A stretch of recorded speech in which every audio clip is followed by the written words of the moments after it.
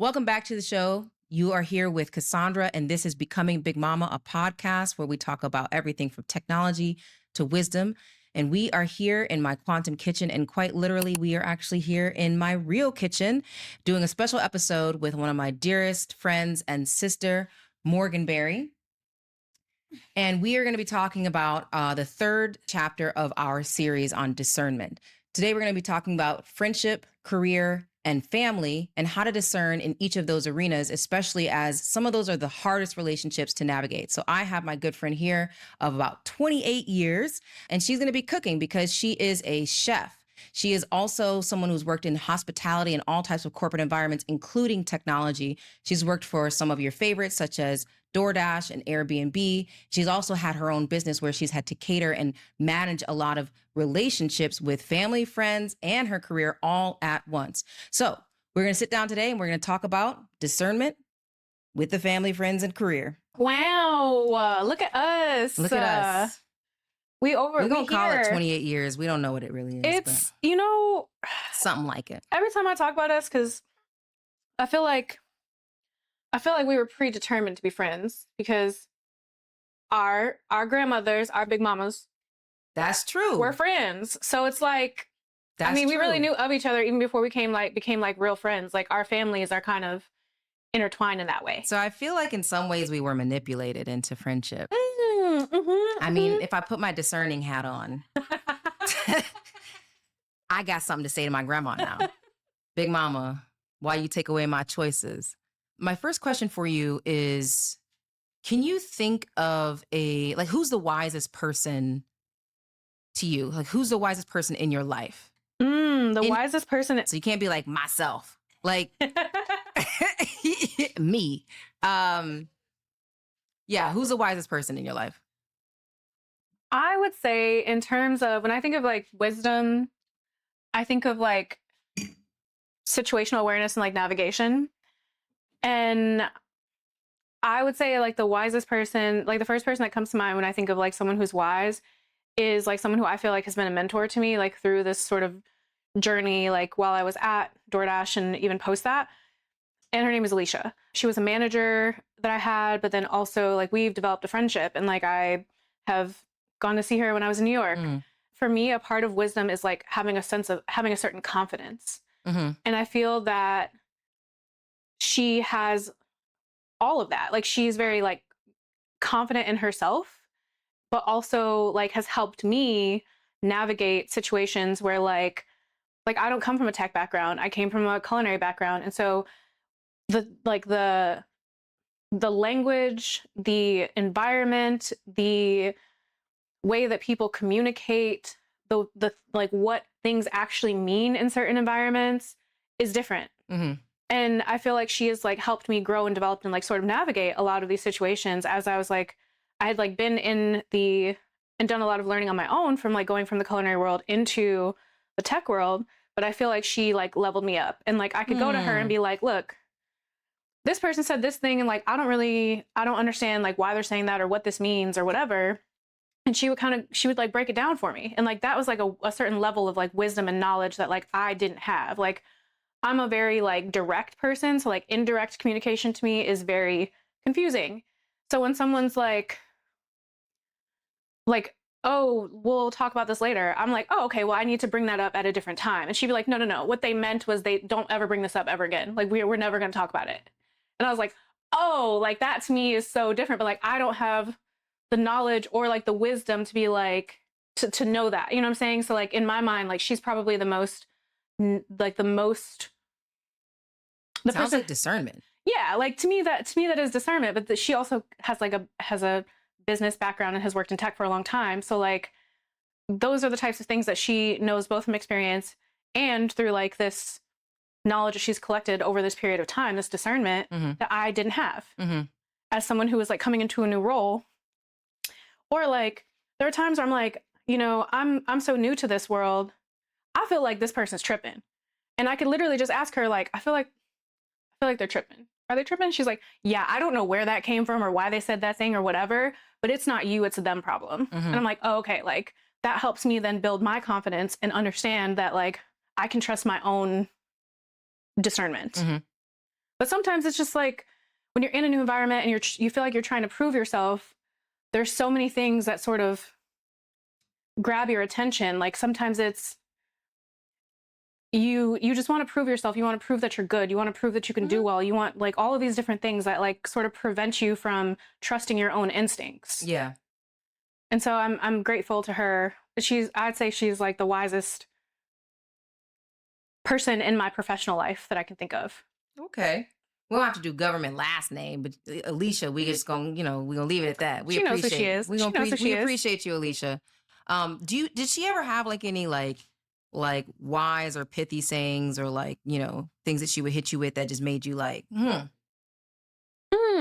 Like not that I can think of off the top of my head, but I think a part of like why I trusted her and her like the discernment that she had was also because she was a Black woman in the same environment with a similar background. Yeah. So I felt like what she was telling me was relative to me because we come from a similar environment. Yeah. But I can't think off the top of my head of like any like saying that she had. Honestly, the only thing that I can think of that she used to tell me pretty consistently that has stuck with me is feel free to be confused. Like sometimes she'd hand me a task and say like, hey, I don't have the capacity to do this and I just need to hand this off to someone, but like I'm not expecting you to know how to do it. Feel free to be confused. That's really interesting because I feel like yeah, I mean, you said something about confidence. Yeah. And I definitely feel like wisdom does, help you build confidence. I think a lot of people that I've met have just asked me like, "Oh, Cassaundra, like you're so confident, like why?" And I think it was because of, yeah, sure, wisdom, but it was really like,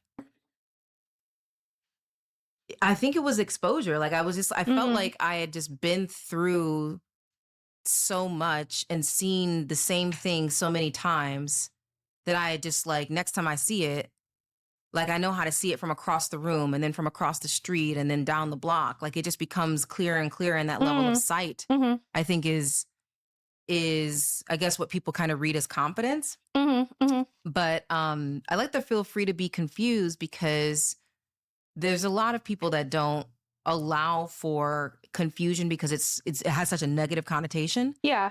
I think confusion is it's a very great like tool for wisdom because confusion usually brings about like curiosity, right? Like if you're confused, you're kind of like, even if you don't realize you're being curious, like you may not be like optimistically curious, but like you're still practicing curiosity because you're like, wait, what does that mean? Yeah. And even just asking that question is like, that's a curious question. Like, what are you talking about? What is that? What is going on here? Like, I'm confused. And like reflecting on that, I think it was just her direct communication of like her discernment of like, I need to hand this off to someone. I feel like you are capable, but I'm not telling you that I think you should know how to do this. What I'm telling you is I don't have the capacity and I need to hand it off. So in my mind, like she sometimes when she was like giving me a new thing to do, in my first thought, and like I think it's her discernment of like knowing me as an employee, was like, if I give her this and I don't say something, she's going to think that I think that she already knows how to do this thing. And then I start freaking out. Like, did I misrepresent myself? Did I tell you that I know how to forecast numbers? Did I somewhere in my resume accidentally put that I know how to do a thing that I don't know how to do? So in that, just like that little like blurb of like, feel free to be confused. To me, it was like, oh, the expectation is not that you think I already know how to do this. It's that you know that I can figure it out. Yeah. And like, you have the discernment to know that like, if you handed this off to me, I will get it done. But your expectation is not, oh yeah, you already know how to do this and it's gonna be done in 10 minutes. It's just like, this is an opportunity for growth. If you're confused, that's okay. Yeah. It's like opening up that sort of expectation around like what I know you're capable of, even if you haven't done it yet. Got you. While she didn't have any sayings that kind of come to mind, I think the chef that I've learned the most from when I was still working in the culinary industry was, there's this chef who was also Black. He's one of the only Black chefs that I ever got the chance to work with. But he had worked at all these really amazing restaurants. Your Charlie Trotter's before they closed down, the French Laundry, like all these places that are world renowned. And I was amazed because I think the first thing that comes to mind when I think of discernment or discerning is like discerning taste or a discerning palate. Mm-hmm. Mm. And Sommelier type shit.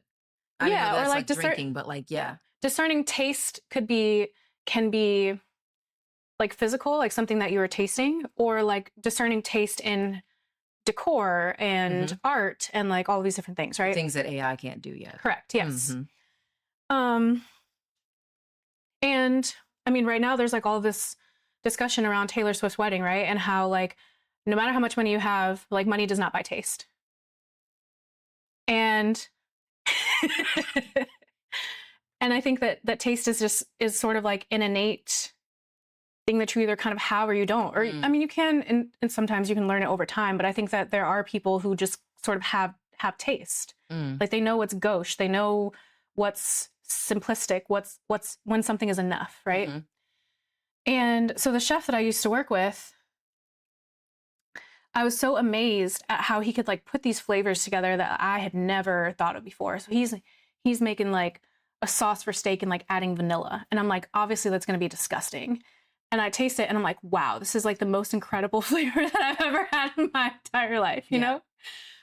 And I think the advice that he gave me, or like the thing that he said to me that I tied to discernment that has stuck with me for a really long time was I asked him, I was like, Chef, you've worked at all these really amazing places. And like, mind you, this is also a chef who like, and this is common for chefs, he would like make these incredible meals at work, but then he'd eat like 2 McDonald's McDoubles and a fish fillet. You know what I'm saying? Like it's just so interesting how those two things are like juxtaposed, right? But the thing that I would ask him, because obviously these two flavor profiles are very different, but he can create and critique and hold both of those things at the same time. McDonald's fish fillet is good for what it is because it provides sustenance. This beautiful ribeye steak that I've just created with this amazing vanilla demi-glaze is also beautiful, provides sustenance, and it's a certain experience for the customer. Mm-hmm. And it's delicious. It's flavors that a lot of people maybe wouldn't put together. But the thing that I asked him was, Chef, do you ever make food that doesn't taste good? And he said, yeah, of course I make food that doesn't taste good. But it's not about whether or not I make food that tastes good or bad. It's about knowing when the food that I've made tastes good or bad. Yeah.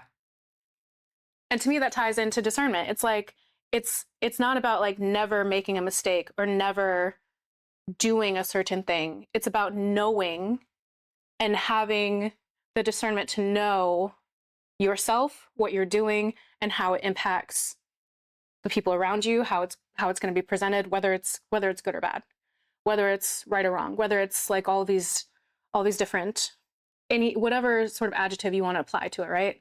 So it's like it's less about the not making a mistake. It's more about like understanding the thing that you're doing or the relationship that you have, or insert anything, right? Yeah. And like how, and the impact that it has. Yeah. I think that's like, I have this, so on my WhatsApp, there's like a little description or whatever, like I guess where you put your name. Mm-hmm. And I have like something that says mange la vie or mange la vie.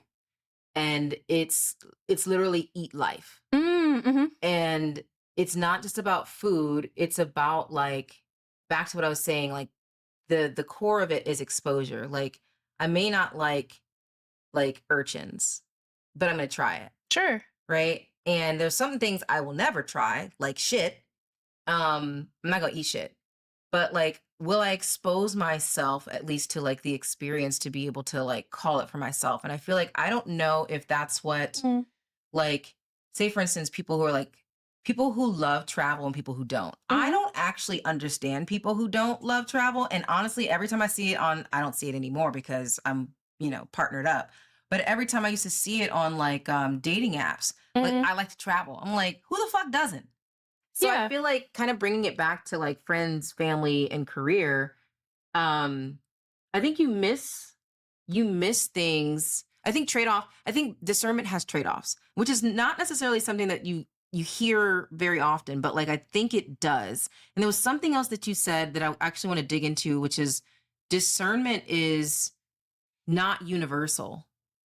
No, it's not. And I think You were talking about, real quick, you were talking about Alicia and how you were saying there was something about her being very similar to me and being able to relate and then being able to give me that type of wisdom that resonated. And that when it clicked to me, I was like, oh, because discernment and kind of wisdom is not necessarily universal. no, it's not. And I think they're I think we're talking a lot about discernment here, right? Like I think in an example of with this chef, right, is like he can discern that that a ribeye steak with a certain sauce, with a certain side, with whatever is a high-end meal. Like he has discerning taste in that way. But he can also look at a McDonald's sandwich and find value in that, Mhm. right? So it's the discernment of not saying yes, McDonald's is high end. Like that is discernment. It's the discernment of understanding yourself, but also understanding, like in that example, like he knows, his discernment tells him McDonald's is not a high end product. I would never serve that to a customer, but it's acceptable for me. Like, as I know myself, I know what I'm willing to deal with. I know what my budget is. I know that I haven't eaten for 16 hours and this is something that's going to provide sustenance to me. Like all of these things, right? Like that to me is a part of discernment. It's knowing your audience. It's knowing what it's knowing, like there's a certain knowing for me in discernment. Mm-hmm. It's being able to discern, like I guess when I think about it, like what it boils down to me, discernment is knowing what is true and where that truth fits in certain situations. Mm-hmm. So even if we talk about like relationships, right? Like I can discern that there are plenty of people who don't like to travel, like you said, and that those people have value. But I can also discern that I'm not going to invite those people on my trip to Jamaica because they're just not going to have fun. Exactly. Like that is not a thing. Like I know, and I know me, and I know the type of time that I want to have. And I know that if I invite this person who is first not interested in the same type of travel that I'm interested in, then we're going to have a bad time. It reminds me of the saying, right? Like this show is always about like what are the proverbs. It reminds me of that. It's like not even like really a saying, it's just like an understanding, I guess, like, but kind of everything in its place Yeah. or yeah, everything has a place. But the way that Diana, my partner, she would say, because she'd be talking about people, it's hilarious. She would say, every pot has a lid. Yep. And what that obviously means is just like there's not even just like a person for everybody, but there's a place for everything. Yeah. And knowing that and knowing how to respect that, I think is also kind of like your fish fillet versus like ribeye steak example, is like knowing how to respect that. And I think that's kind of like, that's my issue when I see people who are, I think, a bit like, I don't know, unempathetic. Now, empathy is a big jump from what we were just talking about, but it's related to me in the way that like I'm not trying to be out here making excuses for bad behavior. Number one, you treat me poorly, I can discern that. And also, my grandmother used to kind of move in a way because she would rarely speak about this. She was just like, you got to watch her, and that's how you pick up stuff. But like, she would discern in a way like, is that person hungry? Are they is it right that they're treating you like that? Hell no. But is there something that is like something else going on that you can relate to or that you can at least like understand? Now, there's always like room to put your foot down and be like, look, don't bring that shit over here. But at the same time, there's also like this level of empathy or sympathy that can instantly come into place through discernment, through wisdom of like not just cutting someone's slack, but I use those moments to kind of like, I don't know, how would I say it? To kind of like interrupt. Like if you're on a path of like, oh man, like I'm tired, so everybody gonna get it, or I had a bad day, so everybody gonna get it. Like, I'm not trying to be manipulative. I just don't want the bullshit. So sometimes I'll just slow down and be like, man, it's really hot today. I'll be like, yes, I can't stand the heat. I'm not somebody that need to be in heat. Okay, boom, got it. Mm-hmm. right? Now we're going to be on the same side about the heat. Mm-hmm. Then we're going to find somewhere cool. I'm going to A pull common out. ground. Yeah. Yes, exactly. Yeah. Same thing with, if somebody's like tired or hungry. And I feel like a lot of times people they have the tools for discernment. Like your own lived experience. When have you been tired, hungry, cold? Yeah. Right? Yep. Hot, whatever. But you don't want to lean into it. So kind of getting a little bit back to like, why is discernment and wisdom not universal when there are parts of it that is? Yeah. I mean, so there's two things that are like sticking out to me, right? Mm-hmm. And the first is like, we've been friends long enough to, I think most of the time we're like very direct with each other, Mm-hmm. but like out of love, right? Mm-hmm. And there have been times where like you've told me, like I would tell you a story about something that I said or did or somebody that I'm dealing with that I know I shouldn't be dealing with. You know I shouldn't be dealing with. But here we are. And like I distinctly remember there was a time that I told you something and I don't even remember what it was. But you told me, huh, like it was something to the effect of like, huh, that's really out of character for you. Mm. And like honestly, I was kind of taken aback by it in the moment because I was like, excuse the fuck out of me. But I was like, yeah, like we were on the phone too, we weren't in person. And I had to think about that for a minute. And I was like, this person that I'm dealing with or this thing that I'm doing actually is really out of character for me. So like, why am I doing that? Mm-hmm. So that to say, I feel like a part of discernment is understanding like who someone is or what is like seeing a situation. Like it's kind of going back to what I said about like it being like understanding the truth. Like, the truth of who I am. So you can discern that in that moment or in that situation, I'm acting out of character. Mm-hmm. And even when I couldn't see that for myself, right? Because I'm so entrenched in it, right? Mm-hmm. Like I'm just so in it that to me it's like I'm just doing whatever I have to do. Mm-hmm. But you're like, no, like that's not who you are though. Like why are you?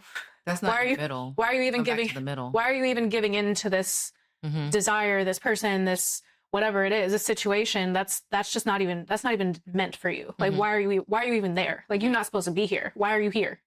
Mm-hmm. Right?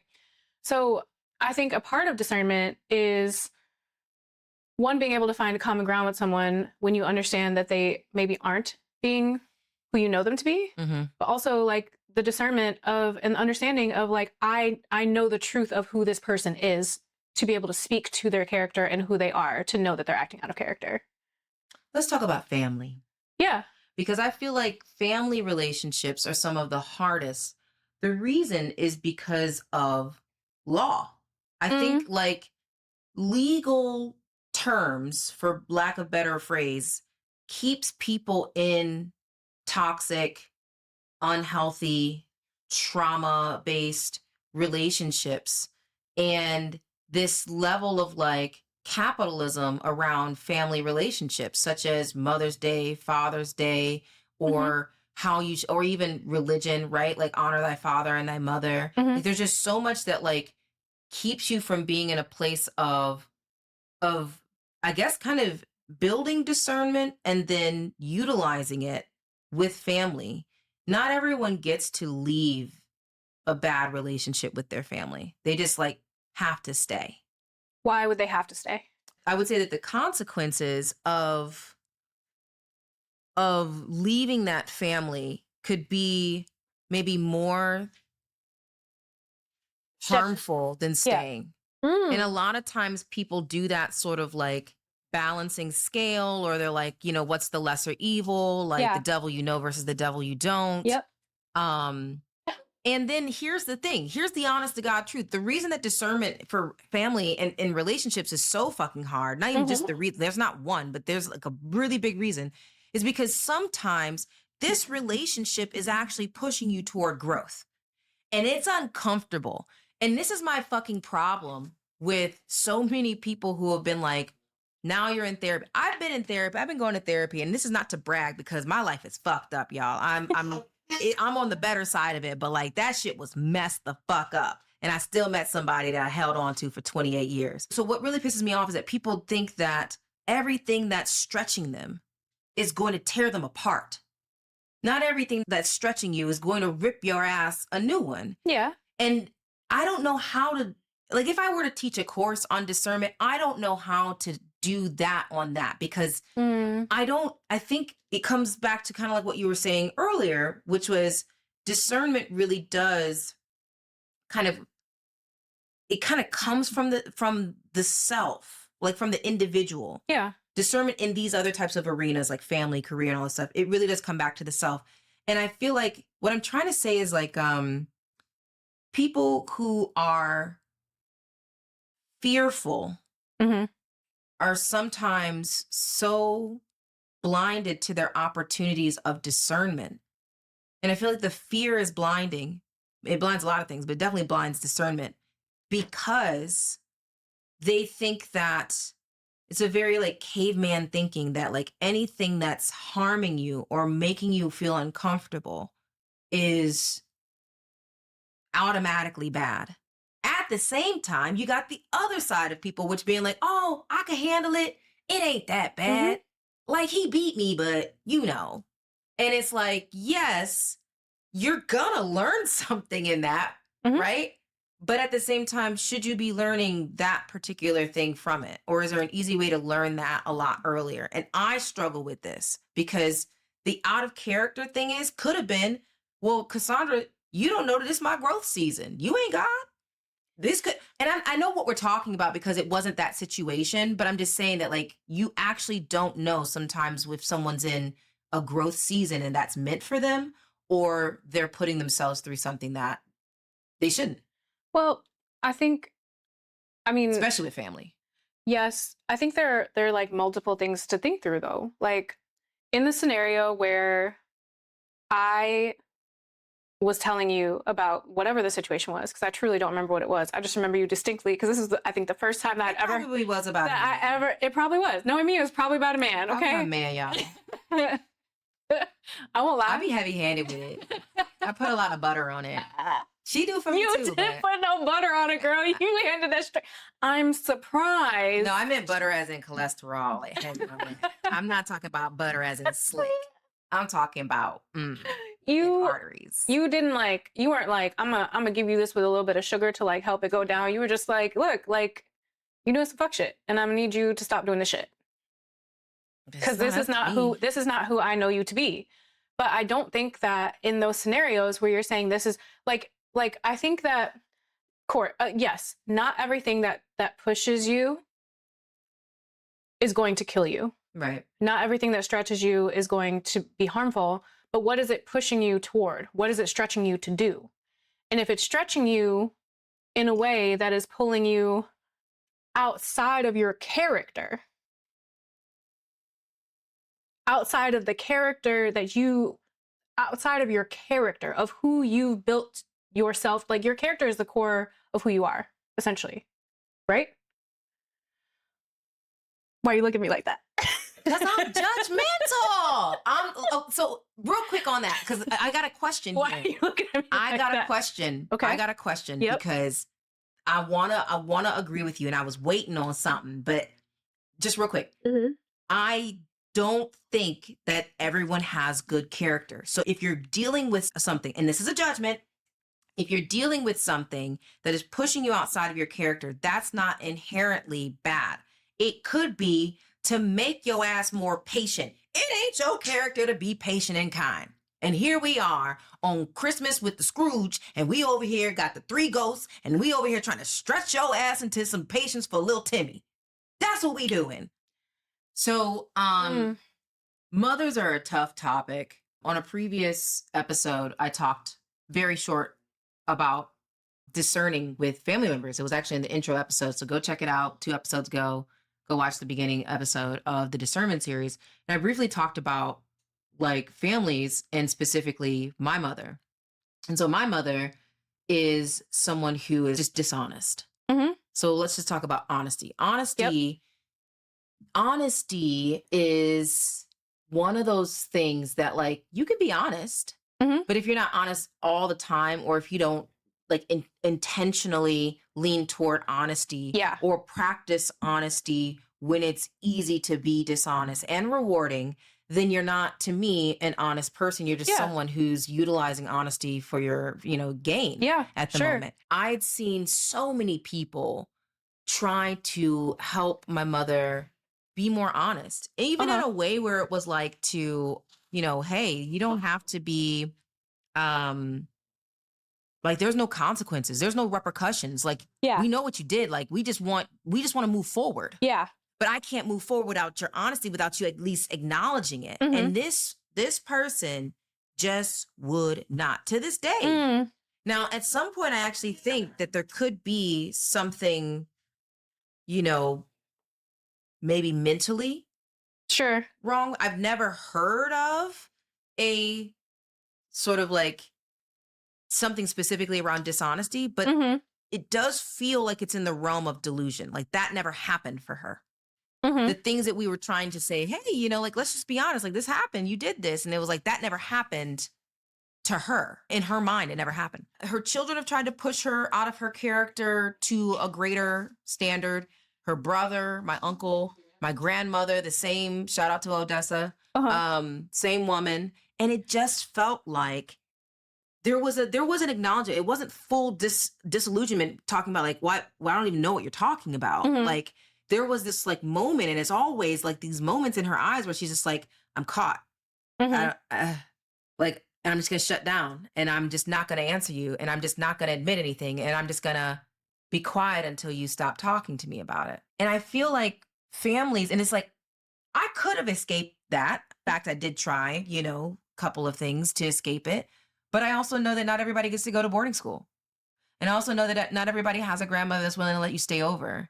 And I Mm-hmm. also know that not everybody has family within walking distance, a few blocks, or a friend that would let you in late at night and let you stay over. Like I was so blessed to have so many outlets away from my family that Mm-hmm. I can't fully say that anybody can walk away from a bad relationship in their family, and they're gonna have to discern Mm-hmm. that particular situation. Mm-hmm.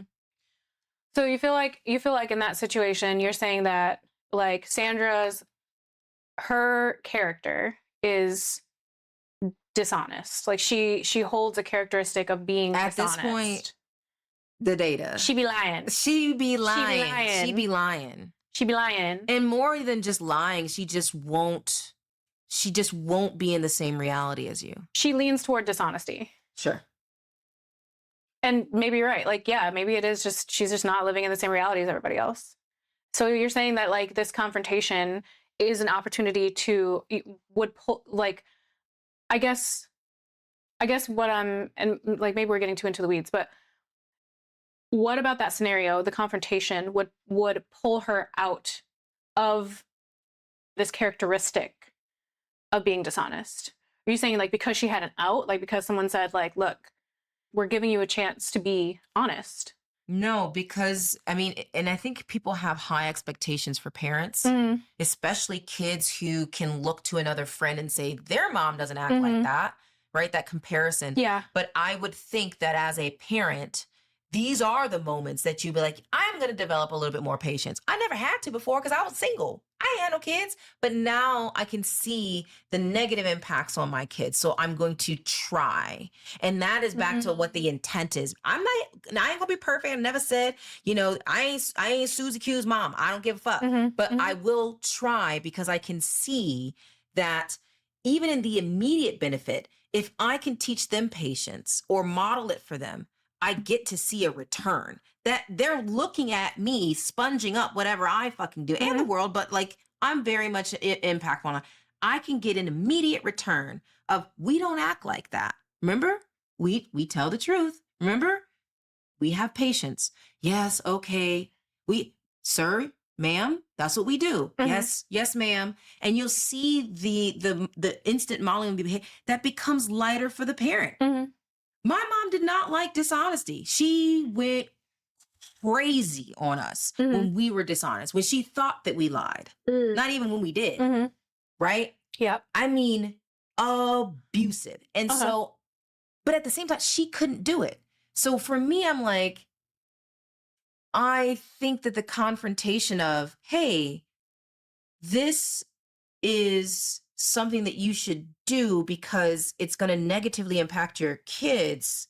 you don't want that for them. You clearly don't want them to be dishonest because you're always on their ass about it. You want them to be maybe even better than you, but you're still not willing to model that. But do you think that her desire was for you to be better than her? Or do you think that she just felt like she was smarter than everyone and My mom's be narcissistic. could Yeah. be dishonest and like wouldn't get caught or could Yes. just play it off? Everybody has different rules. But nobody else should be able to trick her. Yes. But that to me is like a part of her character. You're right. It's not just like the one, and I don't think that you'll ever be, in my opinion, you can never force someone to be something that they don't want to be. You can't force them. I don't think there's anything that anyone could say or do, or like an amount of, like maybe there's an amount of trouble that she could get into, but I don't think there's any outside force that would ever cause her to be different. Like I think she's got to decide that for herself. Really? You think that? I 100%. Is that at a think that. certain age, like adults? Because I feel like when people talk about trauma, it's not like they were like, yeah, let me get fucked up. It's like it happened over time in an environment that they felt like they didn't have enough power or something to be able to control. And now they're dealing with a stain or a tattoo that they didn't necessarily choose to put on their body or in their soul, in their spirit. I Sure. think trauma is an example of you can't, like, sometimes you don't always have the choice or the discernment to kind of like identify that this is where I'm going to put a boundary up. Some people Yeah, don't have boundaries around certain things. Things impact you in a certain way. The responsibility ultimately falls to me. So I can say that like certain experiences that I've been through have impacted me in a certain way. Mm-hmm. But ultimately, the behavior that comes out of that comes from me, Your response to it. your response to it. Mm-hmm. So when I say that, like, I don't think there's any outlying factor that I think could change Sandra's mind about how honest she's going to be. What I'm saying is there's got to be a conscious effort inside of her, something inside of her that says, I don't want to be this person anymore. Mm-hmm. I don't want to be dishonest anymore. Mm-hmm. And I see how my dishonesty has impacted the people around me. Until she takes these blinders off of how her actions are affecting the people around her, I don't feel like there's any number of people that could go to her and say, I don't think that your brothers, anyone could go to her and say, here's how your dishonesty has impacted me. That would make her change.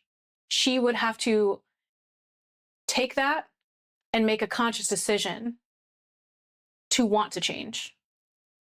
Does that make sense? I agree with you about 98%, only because medication and psyops. There's a way to break this. I mean, yeah, okay. We could deploy some psyops Listen, on this motherfucker. I stand corrected. And we gonna see how dishonest you are after we train you to be honest. And we could put some medication in this motherfucker. Nah, I'm joking, y'all. I stand corrected, and I look. But 98%. It's just the 1% and 2% of psyops. These are, and these are my thoughts, right? This does not mean that I'm right. I'm right. This just means that this is how I think. And I think that truthfully, like a lot of my thinking kind of ends up being this sort of like, in a perfect world, this is how something would operate. And maybe that's a part of it. But like, yeah, medication, yeah. Which like, but are you gonna but who's got to take the medication? Like, who's got to make sure she takes the medication?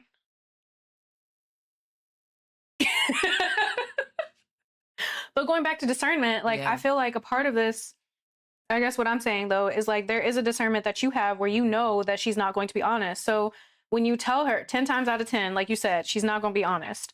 So if you know that it's a 10 times out of 10 or like a high likelihood that she's not going to be honest, like that gives you a framework in which to operate. So like if and this goes for my family too. My family's fucked up.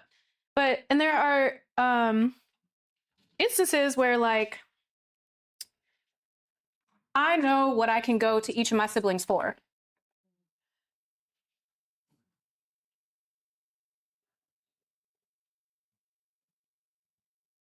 I know that my oldest brother and I, we've had this conversation multiple times. He did me dirty and he took some money from me. He ended up in a situation where he took some money from me. He knew he shouldn't have done it. He lied about it, and then he eventually came and told me the truth. Mm. What I know is that I will never trust him with money ever again. That's my discernment. Yep. Based off of the experience that I've had with him, that's a non-negotiable for me. So because I know that, because I have had an experience with him where he was dishonest with me. Zoom in on that. I now have a framework in which I have the discernment and a framework in which to connect with him, right? Yeah. We can kiki, he, ha ha, and sometimes we talk a little shit about our other siblings when like something's going down. But he's not the person that I go to that I would ever allow to borrow money from me again because of the experience I had. To me, that is discernment. Mm-hmm. That is this only needed to happen. Yeah. This part of him is not trustworthy, but there's a lot of part of him that not even is just trustworthy, but is something that I enjoy.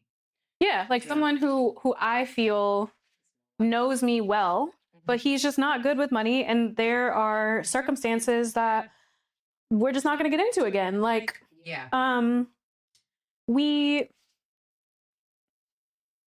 it's like we were just talking about this the other day.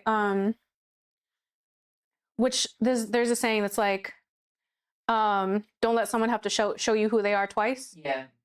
And that to me is just a part of that is discernment. Like I was literally thinking the same thing. I was like, Maya Angelou said, like when somebody shows you who they are. Yeah, believe in the first. Yeah, yeah. Which is just another way of saying the same thing. Right. But it's like I don't need to go through that situation again. Like, and this is not to like judge whether his character is good or bad or whatever. Like in some ways it's good, in some ways it's bad. Everybody has the capacity to do good. Everybody has certain good characteristics. Most people. But I certainly know that like one of his good characteristics is not being good with money. And like I also think too, for me, discernment kind of leads back to this point of like something that my friend Pierre used to say actually all the time is that like relationships are like a house. Some people you'll let go anywhere in your house. Some people you'll let only in your kitchen. You invite them over for tea and that's as far as they can go. Some people you would let them into the living room and that's as far as they can go. So to me, discernment is not just about this like binary, like it's this or it's that.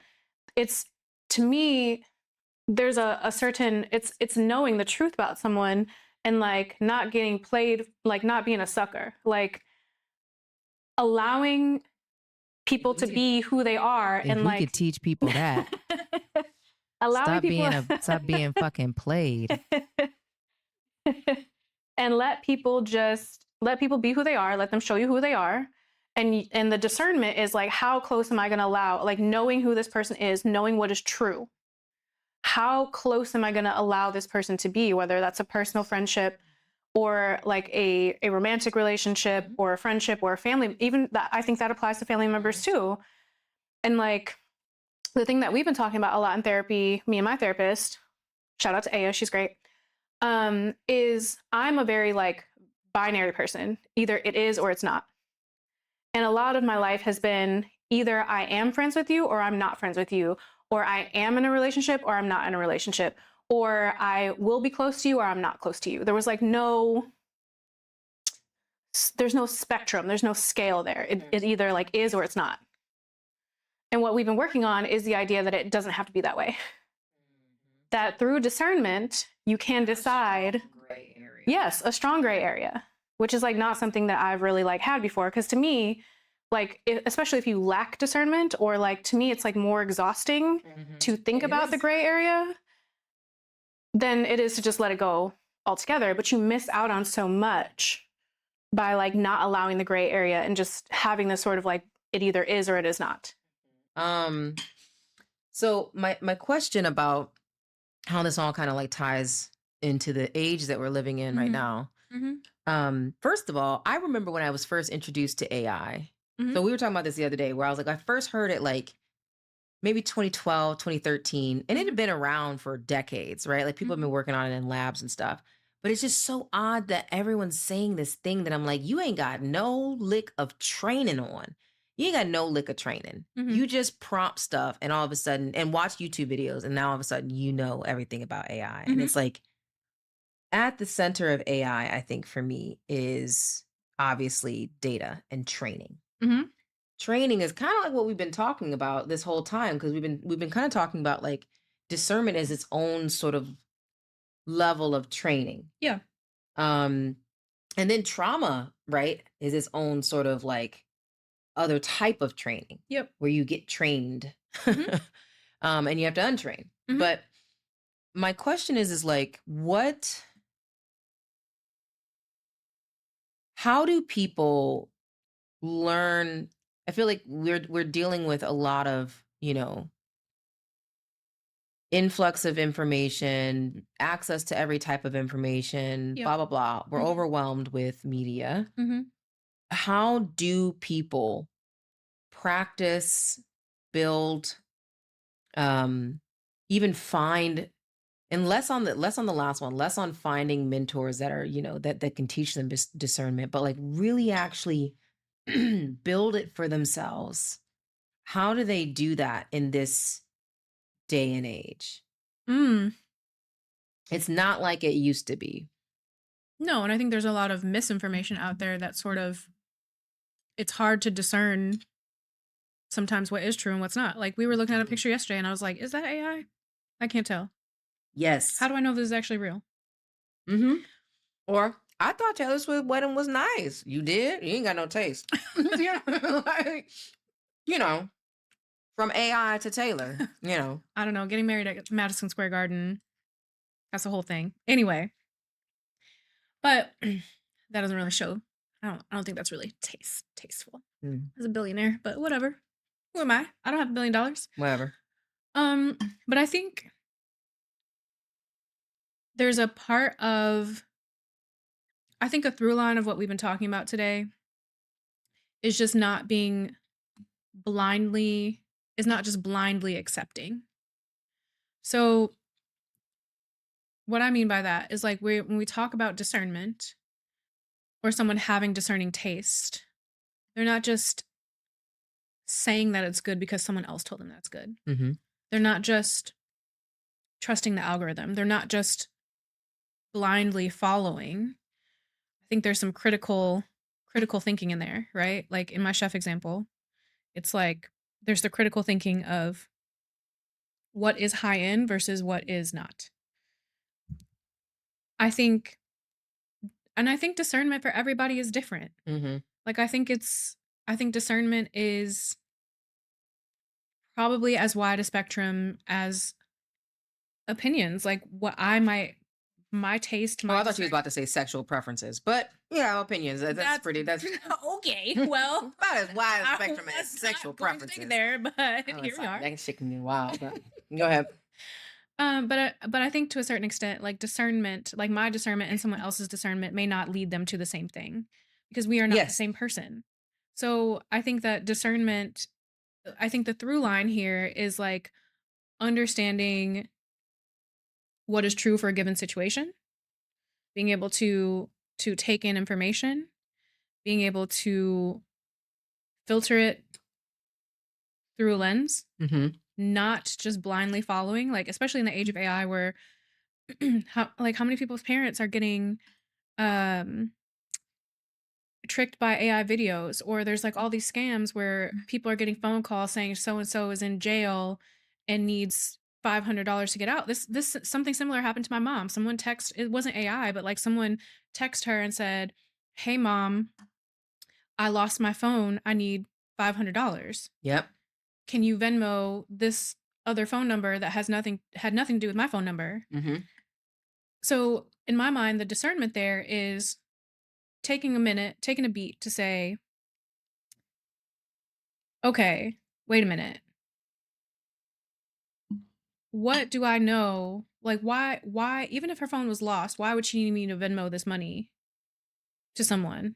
Or if you're a family member, if you're getting a call from a family member saying, I just got arrested, I need some, or I got kidnapped or whatever, there's a certain urgency in that. But like taking a minute to really think about it, I think is how we build discernment during this time. Like really use your critical thinking skills. So like slow down. Yeah.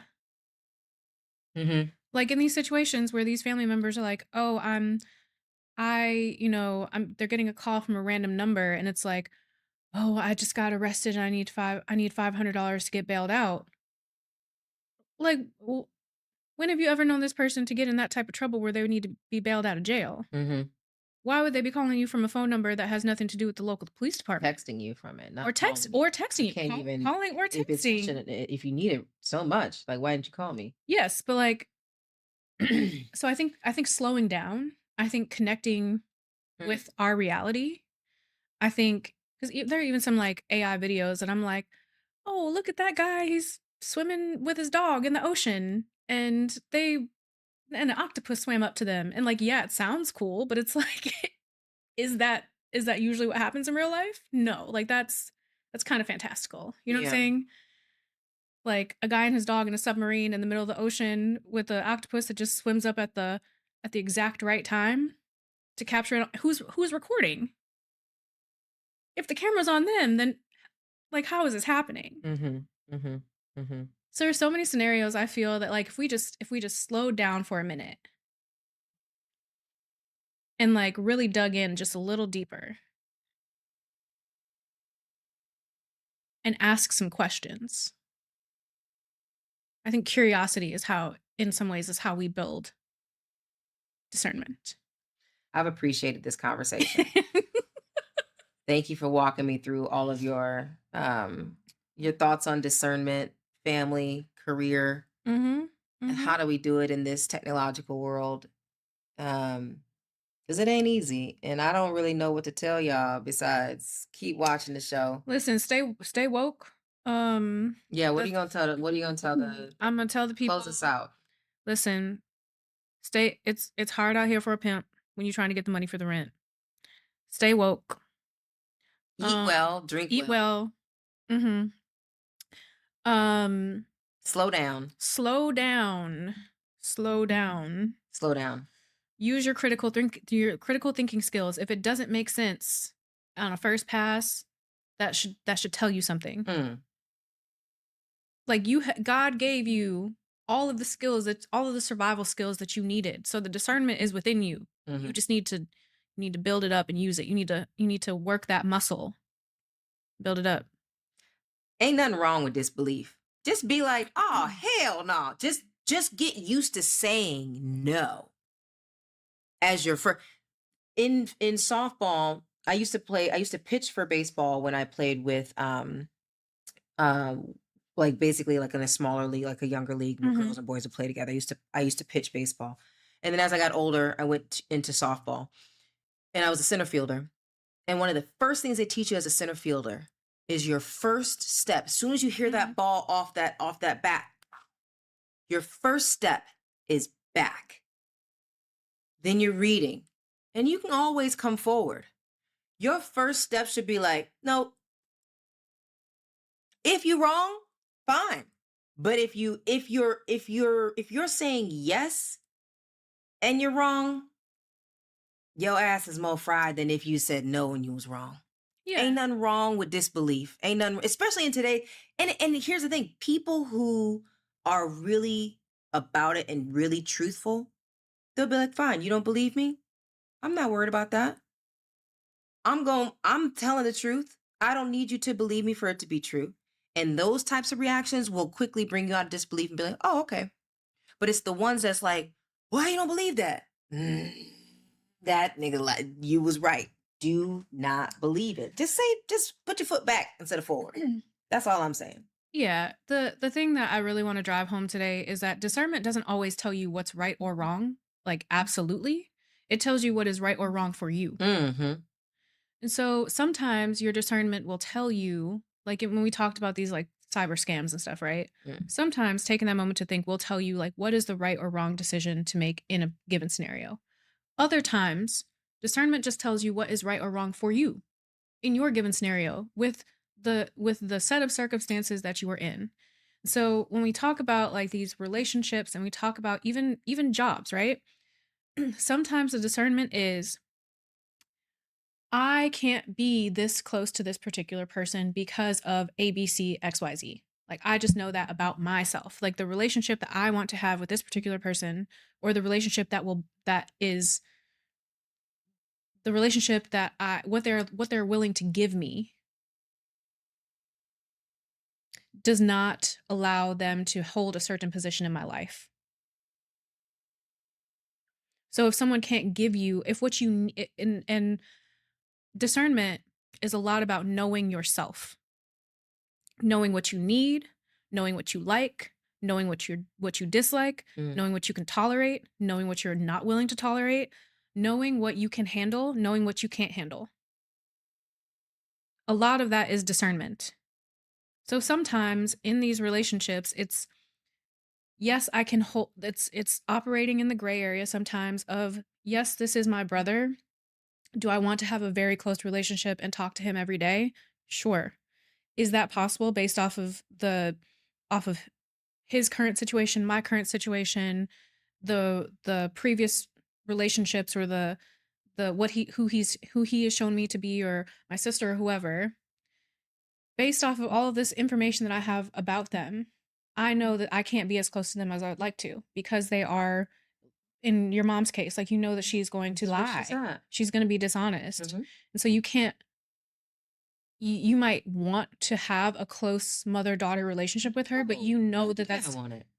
that's not the type of relationship that you can have if she's going to be dishonest with you. Sometimes it's about knowing that you shouldn't take a certain job because you can't handle a certain type of work or you can't handle a certain manager and that you are not required to take that. You're not required to. But understanding yourself, what you can tolerate and what you can't, when you are in a season that you are willing to be stretched, because sometimes like you're just like you're not willing, like people are just not willing to receive the stretching or the molding or whatever it is to move them to the next phase. If you're not in a growth phase, like it's understanding, ooh, like, you know what, I got a lot on my plate right now. I am in a maintenance phase, I'm not in a growth phase. Hmm. So I can't take on this extra responsibility. I Hmm. can't take on this new project at work. I can't take on this new job. I can't move to the certain position. And like there's nothing wrong with with being at peace with choosing with there's nothing wrong with not always choosing the growth. There's nothing Hmm. wrong with that. You just have that is the discernment and Yes. understanding where you're at. That's so funny because I said that to Diana the other day. I was like, babe, you just don't want to grow. And it came out in a way that sounded judgmental. And she was like, what? She'd be quick, what? And I was like, you have been going through a lot. You've been holding a lot together. You've been feeling stretched. You've been feeling kind of forced to grow. You're not going to go and pick up more like uh, extracurricular growth, Yeah. right? So it's like, you don't want to grow. Mhm. You want to maintain or you want to just feel whole at this stage of stretch, right? Like Yeah. it's the Or same thing with stretch marks. Like I be getting them because y'all know. And I remember when I was growing so fast, like it would grow and then it would kind of stop and it would grow and it would kind of stop. I see some guys who like really, really pump iron mhm. and they have those stretch marks like right here, right? Mhm. And they're thick. And I'm Mhm. thinking to myself, you probably got those from From trying to going work too that muscle too fast. fast. Yeah. From trying Going to too grow. fast. Yeah. Um, and it's kind of like back to what you're saying. Just take your time, figure out your pace, Yeah. take your time, and what's true for you is all that matters. So long as you're not hurting anyone else. And sometimes you still have to hurt other people, but like, well, you got to discern if that's something that you should be doing. Yeah, you have to discern. I mean, and I think the other thing too is that we're kind of taught from a very young age to people please, right? To Mm. always say yes, to not hurt people, to at least I can speak for myself, to like be agreeable, right? And like sometimes I think without the discernment of like choosing to do something for someone else means that I'm saying no to something else. Hmm. And sometimes that saying yes to that other person or saying yes to too many things to be agreeable or to not disappoint someone ends up disappointing more people because you've like taken on too much and you can't give your full self to the commitments that you've already made. Yep. That's all I Anyway, got. That's all I got for tonight, y'all. be blessed. Like, comment, subscribe. Y'all know the deal. I'm